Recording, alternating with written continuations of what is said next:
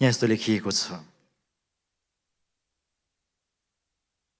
हरेक मानिसलाई ज्ञान प्रदान गर्ने साँचो ज्योति संसारमा आउँदै हुनुहुन्थ्यो। उहाँ संसारमा हुनुहुन्थ्यो, संसार उहाँद्वारा बनियो तापनि संसारले उहाँलाई चिनेन। उहाँ आफ्नै मानिसहरू कहाँ आउनुभयो, तर उहाँका आफ्ना मानिसहरूले उहाँलाई ग्रहण गरेनन्। तर जतिले उहाँलाई ग्रहण गरे र उहाँको नाउँमाथि विश्वास गरे, उहाँले तिनीहरूलाई परमेश्वरको सन्तान हुने अधिकार दिनुभयो। तिनीहरू रगतद्वारा, शारीरिक इच्छाद्वारा र कुनै मान्छेको इच्छाद्वारा होइन, तर परमेश्वरबाट जन्मिएका हुन्छन्। अनि वचन देहधारी हुनुभयो र अनुग्रह र सत्यताले पूर्ण भई हाम्रो बीचमा वास गर्नुभयो। हामीले उहाँको महिमा देख्यौँ, जुन महिमा पिताबाट आउनु भएको एक मात्र पुत्रको जस्तो थियो। प्रभुले हामी सबैलाई वचन पढाइमा आशिष दिउन्। आउनु चाहिँ प्रार्थना गरौँ। प्रभु, तपाईँले आफू को हुनुहुन्छ भन्ने कुरो प्रष्ट पार्नु भएको छ र यो लिखित वचनबाट तपाईँलाई अझै बढी ठम्म्याउनको लागि पवित्र आत्मा यसलाई लेख्नको लागि जसरी तपाईँले काम गर्नुभयो त्यसरी नै आज पनि हाम्रो बीचमा काम गर्नुहोस्। बुझ्न र बुझाउनलाई तपाईँ हाम्रो बीचमा मध्यस्थकर्ता भइदिनुहोस्। प्रार्थना चाहन्छौँ येशू प्रभुको नाउँमा, आमेन। हाम्रो क्रिसमस कस्तो छ भन्ने कुरो हामीले जाँच्नु पर्दछ। हामीले आफ्नो क्रिसमसलाई चाहिँ जाँच्न सकेनौँ भने हामी केवल क्रिसमस चाहिने धर्म मान्ने मानिस मात्रै गनिन्छौँ। मैले तपाईँलाई गएको हप्ता यसरी चाहिँ टुङ्गाएको थिएँ। यो श्रृङ्खला सुरुवात गर्दाखेरिको कुरा हो। गएको हप्ता परमेश्वर आफै मानव बन्नुभयो। आज हामी त्यसैको चाहिँ दोस्रो भागमा हेर्दैछौँ। तपाईँलाई थाहा छ, अदनमा परमेश्वरले आदम र हव्वालाई राख्नुभयो। यी दुवैजना परमेश्वर जस्तै हुने इच्छा गरेको कारण गर्दाखेरि पतन भए। आदम र हव्वा परमेश्वर जस्तो बन्न सक्दैनथे, बन्नु पनि पर्दैन थियो। र तिनीहरू कसरी बनिएका थिए भन्ने कुरो परमेश्वरले बताइसक्नु भएको थियो। अझै उनीहरू चाहिँ परमेश्वर जस्तो बन्नुपर्ने आवश्यकता थिएन। त्यसो त उहाँले तिनीहरूलाई परमेश्वरकै रूप दिएर बनाउनु भएको थियो। त्यसै कारण गर्दाखेरि अझै उहाँ जस्तो बन्नुपर्ने, रहर गर्नुपर्ने आवश्यकतै थिएन। तर शैतानको बहकाउमा तिनीहरू बहकिए। हामी देख्दछौँ त्यसपछि चाहिँ मानव इतिहासमा पापले प्रवेश गर्यो। यो मानव इतिहासकै सबभन्दा दुःखद घटना हो। तर यहाँ हामी पढ्दैछौँ परमेश्वर मानिस बन्नुभयो। मानिसलाई उहाँतिर फर्काउनको लागि, मानिसलाई उहाँले जुन स्वरूप दिनुभएको थियो त्यो स्वरूपलाई फिर्ता गर्नको लागि उहाँ संसारमा आउनुभयो। क्रिस्चियन विश्वासको सुन्दर पक्ष र विशेषता भनेकै परमेश्वर हामी कहाँ आउनुभयो। विचार गर्नुहोस्, यो कस्तो प्रकारको खबर हो। किनकि हामी त धाउनु पर्ने सोच भएका मानिस, हामी साँचो परमेश्वरलाई नचिन्दासम्म धाउँथ्यौँ विभिन्न ठाउँमा। नजिक मात्र होइन, टाढा टाढा पनि धाउँथ्यौँ। तर तपाईँ देख्दै हुनुहुन्छ परमेश्वर हामी कहाँ धाउनु भएको छ। क्रिस्चियन विश्वासको सुन्दर पक्ष यही नै हो। धाएर उहाँले के गर्नुभयो भन्ने कुरो हामीले चर्चा गर्दैछौँ। र आज चाहिँ हामीले भन्नुपर्ने हुन्छ, उहाँ संसारमा धाएर हामी कहाँ आउनुभयो र उहाँले हामीलाई आफ्नो सन्तान बनाउनु भयो। 12देखि 13 पदलाई एकछिनसँगै राखेर हामी हेर्नेछौँ। तपाईँ देख्दै हुनुहोस्, यहाँनिर अदनको बगैँचाको त्यो दृश्य यहाँ दोहोरिएको छ। परमेश्वरले नयाँ र आत्मिक परिवार रचना गर्नुभयो। सन्तान उहाँले रचना गर्दै हुनुहुन्छ। अदनको बगैँचामा जुन कुरा भत्किएको थियो त्यही कुरा उहाँले पुनः निर्माण गर्दै हुनुहुन्छ।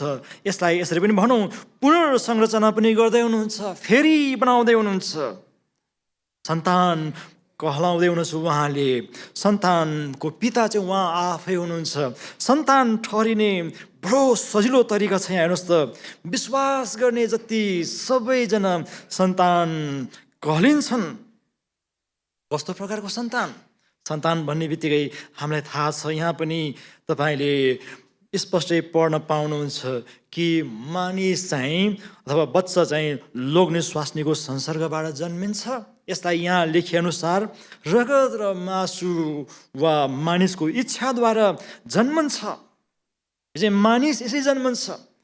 अब आत्मामा जन्मेपछि चाहिँ आत्मिक सन्तान, परमेश्वरको सन्तान बन्नको लागि पनि लगभग त्यस्तै प्रकारको सूत्र छ। तर रगत र मासुको त्यहाँ सङ्गम हुँदैन, त्यसको भूमिका हुँदैन। यो चाहिँ आत्मिक तवरले जन्मनु हो। कसरी सम्भव छ आत्मिक तवरले जन्मनु? ख्रीष्ट येशू आफै पनि मानिसको इच्छा अनुसार जन्मनु भएको होइन। हामी के पढ्छौँ सुसमाचारका पुस्तकहरूमा? विशेष गरी तपाईँले मत्ती 1:18 हेर्नुहोस्, यहाँ स्पष्टसँग लेखिएको छ, उहाँ पवित्र आत्माद्वारा गर्भधारण हुनुभयो। यो कसरी सम्भव छ भन्दाखेरि पवित्र आत्मा यो सम्भव छ। ख्रीष्ट येशू पवित्र आत्माद्वारा कन्या मरियमको कोखमा गर्भधारण गर्नुभयो। अब हामी परमेश्वरको सन्तान भनेर आफूलाई दाबी गर्छौँ भने हाम्रो जन्म पनि पवित्र आत्माद्वारा नै हुनुपर्दछ। वास्तवमा उहाँले हामीलाई त्यसरी सन्तान बनाउनु भएको पनि हो, किनकि पवित्र आत्माद्वारा हामीहरू नयाँ भएर जन्मिएका छौँ। अहिले उहाँको सन्तान कहलिन्छौँ। सन्तानको माने धेरै ठुलो छ। सन्तानले पहिचान दिन्छ हामी कसका सन्तान हौँ भन्ने कुरो त्यहाँ उल्लेख गरिएको हुन्छ। नागरिकतामा हेर्नुहोस्, कसको छोरा वा छोरी अझ 3 पुस्ता हुन्छन्। बाजेको नाम पनि हुन्छन्, बाजेको नाम, बाउको नाम, त्यसपछि आफ्नो नाम, 3 पुस्ता, त्यसपछि कहाँ जन्मिएका, कहिले जन्मिएका भन्ने कुरा चाहिँ नागरिकतामा खुलाइन्छ। सन्तान भन्ने बित्तिकै त्यहाँ अधिकारको कुरा पनि आउँदछ, होइन र? खालि बच्चा जन्माउनु मात्र त, यो जन्म दिनु मात्र चाहिँ कुरा होइन। अधिकार आउँदछ। त्यो अधिकारलाई देशको कानुनले सुनिश्चित पार्दछ। हामी आत्माद्वारा जन्मिएका हौँ भने हामीसँग पनि त्यो आत्माद्वारा परिभाषित कानुन छ। त्यो कानुनलाई बुझ्नको लागि हामीले नेपालकै कानुनलाई बुझौँ, संविधानलाई बुझौँ। त्यसले हामीलाई अधिकार दिँदछ। र स्वर्गीय अधिकार पनि हामीले पाएका छौँ। कस्तो अचम्म! वचनमा हामी पढ्दछौँ, हामी उहाँका साझे उत्तराधिकार हौँ। परमेश्वरसँगको साझे उत्तराधिकार हामी कहाँ आएको छ? हेर्नुहोस् त, परमेश्वर मानव बन्नु हुँदाखेरि हामीले पाएको फाइदा यही हो। उहाँको उत्तराधिकार, सन्तानको हक पाएको छौँ। फाइदै फाइदा छ प्रभुमा विश्वास गर्दाखेरि। र क्रिसमसमा हामीले दाबी गर्नुपर्ने कुरा यही हो, जब उहाँ मानव बन्नुभयो तब ममा चाहिँ अधिकार आएको छ। तैपनि क्रिस्चियन बन्धुहरूले बुझ्नुपर्ने कुरो हो, त्यो अधिकारलाई साँच्चै तपाईँले दाबी गरेर जीवन बिताउँदै हुनुहुन्छ? विश्वास नगर्ने मित्रहरूले पनि यो वचन सुन्दै हुनुहुन्छ भने म तपाईँले यही भन्न चाहन्छु, यो सन्तानको अधिकार आइ नै सकेको छ, दिइ नै सकेको छ। स्वीकार्ने कि नस्वीकार्ने त्यो तपाईँकै हातमा छ। स्वीकार्नुहुन्छ, तपाईँ उहाँको सन्तान कहलिनुहुन्छ। स्वीकार्नुहुन्न, तपाईँले केही पनि हुँदैन, तपाईँसँग त्यो अधिकार हुँदैन। त्यस कारणले गर्दाखेरि हामी तपाईँलाई भन्छौँ, यो अधिकारलाई स्वीकार गर्नुहोस्। अर्को महत्त्वपूर्ण कुरो, परमेश्वर देहमा आउनुभयो, शरीर बन्नुभयो भन्नुपर्ने हुन्छ। 14 पदलाई एकछिन हामीले ध्यान दिनुपर्ने हुन्छ। यूहन्ना 1:1 बयान गरिएको वचन चाहिँ आत्मा हुनुहुन्छ, आत्मिक हुनुहुन्छ। यो वचन अभौतिक हुनुहुन्छ, अर्थात् उहाँ भौतिक हुनुहुन्न। अब त्यही वचनलाई 14 पदले यसरी व्याख्या गर्छ, त्यो अभौतिक वचन चाहिँ भौतिक बन्नुभयो। भौतिक भन्ने बित्तिकै हाम्रो आँखाले देख्न सक्ने, हातले छुन सक्ने, हाम्रा पाँचैवटा इन्द्रियहरूले चाहिँ थाहा गर्न सक्ने बन्नुभयो। अझ बढी महत्त्वपूर्ण कुरो तपाईँले 14 पदमा पढ्न पाउनुहुन्छ, त्यो हो हाम्रो बिचमा वास गर्न मिल्ने गरी देहमा आउनुभयो, शरीरमा आउनुभयो, हामी जस्तै बन्नुभयो। त यसको अर्थ हामीले अहिले चर्चा गर्दै गरेको यो वचन को हुनुहुन्छ भनेको कुनै काल्पनिक व्यक्ति वा दन्त्य कथाको कुनै पात्र हुनुहुन्न। उहाँ त वास्तविक पात्र हुनुहुन्छ, व्यक्ति नै हुनुहुन्छ। कुनै व्यक्ति विशेषले मात्र अनुभव गर्न सकिने त्यस्तो वचन हुनुहुन्न। उहाँलाई सबैले अनुभव गर्न सक्दछन्। सबै इन्द्रियहरू प्रयोग गरेर उहाँलाई ठम्म्याउन सक्दछन्। यो वचन कुनै व्यक्ति विशेषको सपनामा देखा परेको आत्मा होइन, कुनै शक्ति पनि होइन। उहाँ त व्यक्ति नै भएर आउनुभएको छ। यहाँ त तोकेर लेखिएको छ। हेर्नुहोस् त, वचन देह अर्थात् शरीर बन्नुभयो, शरीर भएर जन्मनुभयो, बालक भएर जन्मनुभयो। यूहन्नाले यो शब्द चलाउँदैनन्, अरू सुसमाचारका लेखकहरूले चलाउँछन्। उनी भन्छन् मानव बन्नुभयो। यो वचन लगभग 33 वर्षसम्म संसारमा शरीर धारण गरेर रहनुभयो अनि क्रुसमा टाँगिनुभयो। अनि जहाँबाट आउनुभएको त्यतै फर्केर जानुभयो। अहिले पवित्र आत्माले उहाँको विषयमा साक्षी दिँदै हुनुहुन्छ। र ख्रीष्ट येशू जो वचन भनेर हामी चिन्दछौँ, उहाँले हाम्रो लागि पितासँग मध्यस्थताको काम गर्दै हुनुहुन्छ। कति आनन्दको कुरो छ हाम्रो अगाडि। त परमेश्वर को हुनुहुन्छ भन्ने कुरो उहाँले बडो सरलसँग बुझाउनु भयो। यति धेरै सरलसँग बुझाउनु भयो कि हात गोडामा किला ठोकेर क्रुसमा नै टाङ्न मिल्ने गरी उहाँ आउनुभयो। याद गर्नुहोस् है, उहाँ अभौतिक हुनुहुन्छ तर पनि भौतिक बन्नुभयो। क्रुसमा टाँगिन मिल्ने शरीरमा उहाँ आउनुभयो। धेरै वर्ष अगाडि उहाँलाई क्रुसमा टाँगे पनि, तर पनि अझै सोच्छन् मानिसहरूले, तिम्रो परमेश्वर कहाँ छ देखाऊ। उहाँ त धेरै पहिले नै आइसक्नुभयो। उहाँले गर्नुपर्ने सम्पूर्ण काम गरेर पनि गइसक्नुभयो। अहिले हामीसँग यही सुविधा छ कि उहाँलाई स्वीकार गरेको खण्डमा जीवन पाउँछौँ, सन्तान हुने हक पाउँदछौँ। 14 पदलाई अलिकति व्याख्या गरौँ। तपाईँलाई थाहा छ, बाइबलको एउटा पदले अर्को पदको व्याख्या गर्छ, एउटा पुस्तकले अर्को पुस्तकको व्याख्या गर्छ।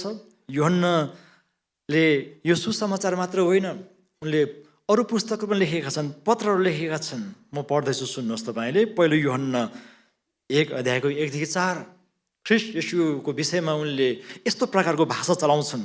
जीवनको विषयमा म फेरि पढ्छु। जीवनको त्यस वचनको विषयमा जो सुरुदेखि थियो, जो हामीले सुनेका छौँ, इन्द्रियले थाहा गर्ने कुरो, सुन्ने कुरो, हाम्रो आँखाले हामीले देखेका छौँ, हामी हेऱ्यौँ र हाम्रा हातले छोयौँ। यो वचन चाहिँ त्यसरी आउनुभयो, हेर्न मिल्ने गरी, सुन्न मिल्ने गरी, छुन मिल्ने गरी। त्यो वचन अर्थात् जीवन प्रकट भयो र हामीले देख्यौँ र हामी गवाही दिन्छौँ र तिमीहरूलाई त्यस अनन्त जीवनको सन्देश सुनाउँछौँ जो पितासँग थियो र हामी कहाँ प्रकट भयो। हामीले जे देखेका र सुनेका छौँ सो हामी तिमीहरूलाई सुनाउँछौँ ताकि हामीसँग तिमीहरूको सङ्गति होस्। हाम्रो सङ्गति पिता र उहाँका पुत्र येशू ख्रीष्टसँग छ। हामी यी कुरा यस हेतुले लेखिरहेका छौँ कि हाम्रो आनन्द पुरा होस्। त सुसमाचारमा लेखिएको कुरो यूहन्नाले अझै आफ्नो पत्रमा स्पष्ट पार्दैछन्। यहाँ शारीरिक र आत्मिक बीच ख्रीष्ट येशूले कसरी चाहिँ सन्तुलन कायम राख्नुभयो होला भन्ने बेला बखत मेरो दिमागमा प्रश्न आउँछ। येशूको शारीरिक अवस्थाले उहाँको आत्मिक अवस्थालाई अधीनमा राखेन र उहाँको आत्मिक अवस्थाले उहाँको शारीरिक अवस्थालाई पनि अधीनमा राखेन। येशूलाई सिद्ध परमेश्वर, सिद्ध मानिस भन्न सकिने आधार यहाँनिर छ। उहाँ चाहिँ आधा परमेश्वर, आधा चाहिँ मानिस हुनुहुन्थ्यो भनेर कति व्याख्या पनि गर्छन् 50-50। त्यस्तो होइन, उहाँ त पूर्ण रूपमा मानिस, पूर्ण रूपमा परमेश्वर हुनुहुन्थ्यो। त्यसै कारणले गर्दाखेरि हामीले एकदमै स्पष्टसँग बुझ्नुपर्ने हुन्छ कि कुनै पनि मानिस ख्रीष्ट येशू बाहेक ईश्वर हुनै सक्दैन। ऊ मानिस नै हो।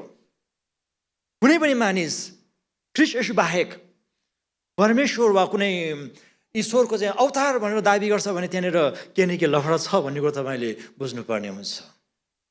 ख्रीष्ट येशू मात्र सिद्ध मानिस, पक्का मानिस र पक्का परमेश्वर हुनुहुन्छ। अब उहाँ शरीरमा हुनुहुन्थ्यो तर पनि पाप रहित हुनुहुन्थ्यो भन्ने कुरालाई वचनका कैयौँ पाठहरूले चाहिँ प्रमाणित गर्दछ। त्यसमध्ये एउटा पाठ पढ्दैछु, 2 कोरिन्थी 5:21। यस्तो लेखिएको छ, हामी उहाँमा परमेश्वरको धार्मिकता बन्न सकौँ भनेर पाप नचिन्नु हुनेलाई परमेश्वरले हाम्रा खातिर पाप बनाउनु भयो। उहाँले कहिले पनि पाप गर्नु भएन, स्पष्ट छ कुरो। त्यसै गरी उहाँ परमेश्वर नै हुनुहुन्थ्यो भन्ने कुरो सुन्नुहोस्।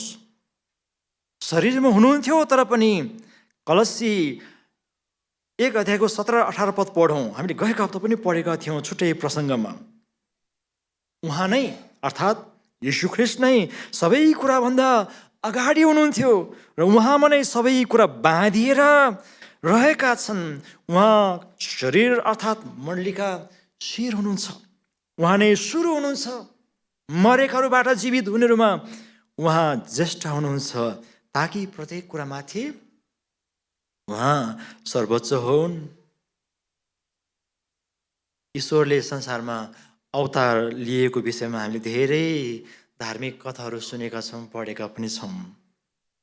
यी कथाहरूले ठाउँ लिइसकेको संसारमा वचनले पनि देह धारण गर्यो भन्दाखेरि विश्वास गर्ने आधार के हो त? अब सबैले भन्छन् होइन र? तर कसरी चाहिँ पत्याउने तब यो कुरो? यहाँ स्पष्ट लेखिएको छ। अब 14 पदलाई तपाईँले अझै छान मारेर पढ्नुपर्ने हुन्छ। उहाँबाट हामीमाथि अनुग्रह दिइयो।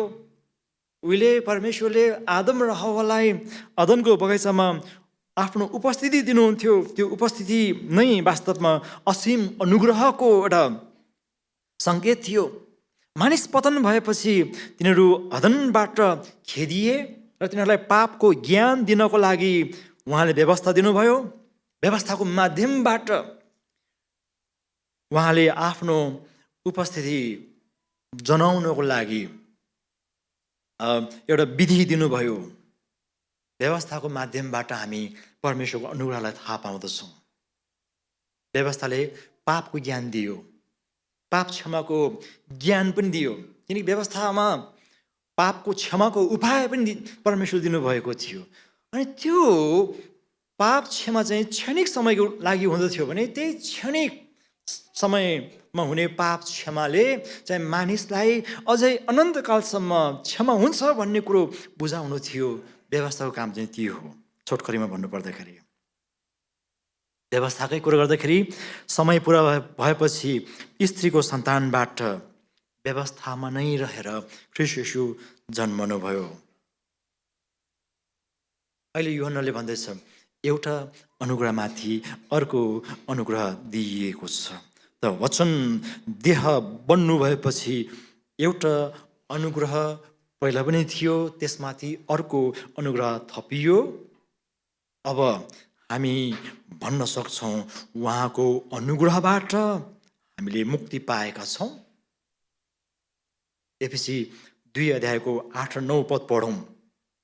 अनुग्रहबाट विश्वासद्वारा तिमीहरूले उद्धार पाएका छौ र यो तिमीहरू आफैबाट होइन, यो त परमेश्वरको वरदान हो। त अनुग्रहको अर्थ पापको कारण परमेश्वरको क्रोध हामीमाथि आउने अवस्था थियो। हामीमाथि क्रोध खन्याउनै पर्थ्यो, तर उहाँले त्यो क्रोधलाई रोक्नुभयो। उहाँले दण्ड दिनु भएन। यसरी पनि भनौँ, अनुग्रहलाई तिर्न नसक्ने ऋणीलाई साउले नै खोजिकन ऋण माफी गरिदिएको जस्तो। त्यस्तो कल्पना गर्न सक्नुहुन्छ तपाईँले? संसारमा तपाईँले ऋण लिनु भएको थियो, तपाईँको साउ चाहिँ खोज्दै खोज्दै आएर तपाईँको ऋण माफी गर्ने त्यस्तो सम्भावना छ संसारमा? छैन। त्यो परिकल्पना गर्न सकिँदैन। तर तपाईँले उहाँको अनुग्रहको कुरो गर्दाखेरि त्यसरी बुझ्नुहोस्, तपाईँलाई खोज्दै खोज्दै ऋण माफी गर्ने साउ जस्तो भएर उहाँ आउनुभयो। दण्ड दिनुपर्नेलाई इनाम दिनुभयो। अनुग्रहलाई कतिले चाहिँ नकमाइएको धन पनि भन्छन्, तर हामीले चाहिँ भन्नुपर्ने कुरो कमाउन नसकिने धन उहाँले दिनुभयो। यो परमेश्वरले मात्रै दिन सक्ने कुरा हो। त ख्रीष्ट येशू संसारमा एउटा अनुग्रह व्यवस्थाबाट आएको थियो, त्यो सीमित थियो, तर त्यो अनुग्रहलाई पूर्णता दिनको लागि आउनुभयो। अब देहमा परिणत हुनुभएको यो वचन साँच्चै नै परमेश्वर हुनुहुन्छ भन्ने कुरालाई ठम्म्याउनको लागि हामीलाई दिइएको दोस्रो आधार के हो भन्नुहुन्छ भने सत्यताले पूर्ण भए हाम्रो बीचमा वास गर्नुभयो। सत्यता हाम्रो बीचमा वास गर्न आउनुभयो। सत्यताको उपस्थिति व्यवस्था दिँदा पनि थियो, तर पूर्ण रूपमा थाहा गर्न सकिने अवस्थामा थिएन। जब वचन देहमा आउनुभयो तब वचन अर्थात् ख्रीष्ट येशूले के भन्नुभयो सुन्नुहोस् त। म यूहन्नाको सुसमाचार 8:26 पढ्दैछु। मलाई पठाउनु हुने सत्य हुनुहुन्छ र उहाँबाट मैले जे सुने ती नै कुरा म संसारलाई भन्दछु। सत्य चाहिँ पठाउने पिता पनि हुनुहुन्छ अनि पुत्र आफै पनि सत्य हुनुहुन्छ। यही सत्य परमेश्वर र ख्रीष्टलाई चिन्नु नै जीवन प्राप्त गर्नु हो, आनन्द जीवन हो। यूहन्नाकै सुसमाचार 17:3 भन्छ। त्यहाँ चाहिँ येशूले प्रार्थना गर्ने बेलामा भन्नुभयो, तिनीहरूलाई सत्यमा पवित्र पारिदिनुहोस्। तपाईँको वचन सत्य हो। आत्मा येशू आफैले भन्नुभयो, म नै सत्य हुँ। यूहन्ना 14:6। त परमेश्वर कुनै काल्पनिक व्यक्ति हुनुहुन्न, बरु कुनै मानिसको मध्यस्थता बिना बुझ्न सक्ने गरी उहाँ संसारमा आउनुभयो। हाम्रो समझले बुझ्न सक्ने गरी सत्यतामा प्रकट हुनुभयो। अब नजानिकन यहाँ वा त्यहाँ यसलाई वा त्यसलाई बुझ्ने भन्ने कुरा आउँदैन। र अब त ठम्म्याएर, किनकि लेखिएको छ यही यूहन्नाकै सुसमाचार 4 परमेश्वर आत्मा हुनुहुन्छ र उहाँका आराधकहरूले आत्मा र सत्यतामा आराधना गर्नुपर्छ। यसकारण साँचो क्रिस्चियनले आराधना गर्दा ठम्म्याएर आराधना गर्दछन्। हामी सच्च आराधक हौँ, आराधना गर्ने समुदाय हौँ। त अहिले क्रिस्चियनहरूले भन्न सक्नुपर्छ, यही यूहन्नाले नै लेख्छन् पत्रमा, पहिलो यूहन्ना 5:20 सुन्नुहोस् त। हामी जान्दछौँ कि परमेश्वरका पुत्र आउनुभएको छ जो सत्य हुनुहुन्छ, उहाँलाई चिन्न सकौँ भनेर उहाँले हामीलाई समझ दिनुभएको छ। याद गर्नुहोस् है, हाम्रो समझले ठम्याउन सक्ने गरी उहाँ आउनुभयो। अझै पढौँ, उहाँलाई चिन्न सकौँ भनेर उहाँले हामीलाई समझ दिनुभएको छ। जो सत्य हुनुहुन्छ हामी उहाँमा छौँ, अर्थात् उहाँका पुत्र यीशु ख्रीष्टमा। उहाँ नै साँचो परमेश्वर र अनन्त जीवन हुनुहुन्छ। देहमा परिणत हुनुभएको वचनबाट आएको सत्यताले नै हामीलाई स्वतन्त्रता दिँदछ। यीशुले भन्नुहुन्छ, तिमीहरू मेरो वचनमा रह्यो भने तिमीहरू साँच्चै मेरा चेला हौ। तब तिमीहरूले सत्य के हो सो जान्नेछौ र सत्यले तिमीहरूलाई स्वतन्त्र तुल्याउनेछ। सत्यले स्वतन्त्र तुल्याउनेछ। सत्यताको उल्टो के हो? झुट। झुटले के गर्छ? बन्धनमा पार्छ। यही कुरो प्रभुले भन्नुहुन्छ यूहन्नाकै सुसमाचार 8:44। झुटको पिता हो शैतान, त्यसले मानिसलाई बन्धनमा पार्छ। तर सत्यताले चाहिँ हामीलाई शैतानको दासत्वबाट छुटकारा दिन्छ। यही अनुग्रह र सत्यताले हाम्रो बीचमा वास गरेको छ। परमेश्वर प्राचीन पुर्खहरूको पालामा पवित्र स्थान वा मन्दिर वा विभिन्न ठाउँहरूमा चाहिँ बास गर्नुहुन्थ्यो। तर अहिले परमेश्वर हाम्रै बिचमा व्यक्तिगत तवरले पवित्र वासस्थान बनाएर चाहिँ बास गर्न चाहनुहुन्छ। हाम्रो बिचमा उत्रनु भएको छ। तपाईँले उहाँलाई आफ्नो हृदयमा राख्न सक्ने गरी उहाँ आउनुभयो। त्यसै कारणले गर्दाखेरि हामी मत्ती 1:23 पढ्दछौँ, हेर कन्याले गर्भधारण गर्नेछिन् र तिनले एउटा पुत्र जन्माउने छिन्, उहाँको नाउँ इम्मानुएल राखिनेछ, जसको अर्थ हो परमेश्वर हामीहरूसँग। परमेश्वर हाम्रो बिचमा हुनुहुन्छ, हृदयमा बास गर्नुहुन्छ। परमेश्वरको यो सर्वोच्चता हामीमा उत्रिएको यो घटनालाई हामी क्रिसमस शब्दबाट परिभाषित गर्दछौँ।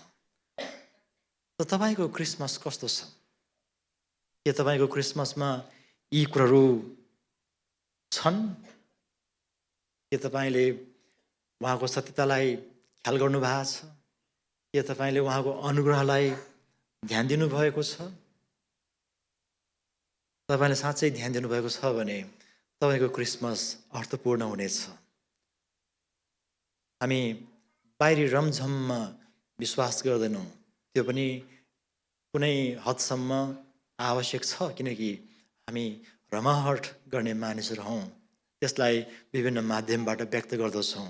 तर हाम्रो रमाहटमा मुख्य सूत्र चाहिँ ख्रीष्ट येशू सत्यतामा आउनुभएको कुरालाई दाबी गर्दैनौँ भने हामी केवल क्रिसमस मान्न बाध्य भएका एउटा समुदाय मात्र बन्नेछौँ। त्यसो नहोस्।